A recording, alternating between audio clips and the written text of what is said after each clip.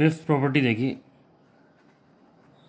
Charge is quantized, मतलब charge जो है क्वांटाइज्ड है, मतलब चार्ज का एक पैकेट है जो सबसे छोटा है और सबसे कम चार्ज जो होता है वो इलेक्ट्रॉन पे होता है। तो all charges are in integer multiple of ई।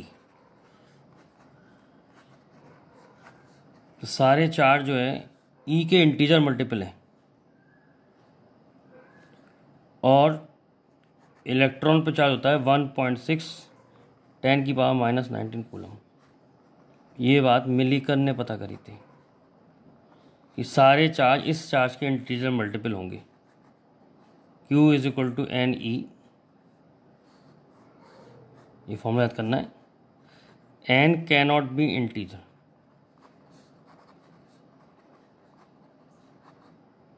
अब एन इंटीजर क्यों नहीं हो सकता? क्योंकि एन जो होगा, एन इंटीजर क्यों नहीं हो सकता? क्योंकि इलेक्ट्रॉन जो है पूरा ट्रांसफ़र होता है, कभी आधा इलेक्ट्रॉन और 1/4 इलेक्ट्रॉन ट्रांसफ़र नहीं होता है। तो n will always a integer. अब इसी पे बेस एक क्वेश्चन देखते हैं। Is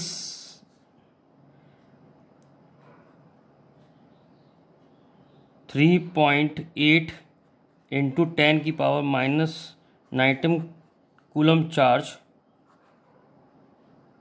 coulomb charge possible? तो इसमें हम एन की वैल्यू निकालेंगे।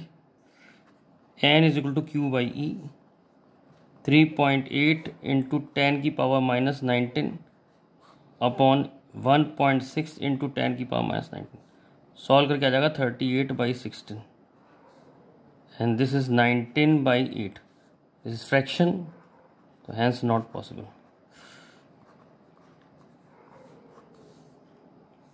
ये formula Q is equal to n, याद करना है। सिक्स्थ,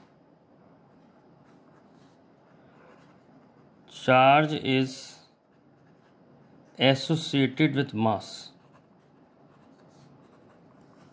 चार्ज जो है मास के संग जुड़ा हुआ है। Charge body will always have some mass।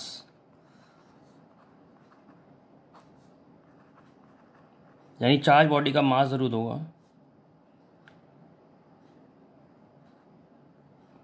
But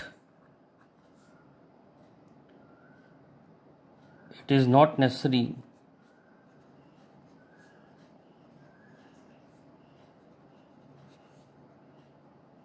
not necessary that body may have charge always।